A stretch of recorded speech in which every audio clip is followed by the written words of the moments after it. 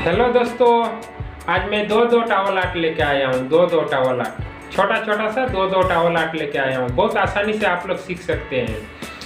तो वीडियो शुरू होने से पहले छोटा सा एक रिक्वेस्ट है, आप लोग चैनल में अगर न्यू है तो चैनल को कर दीजिए सब्सक्राइब।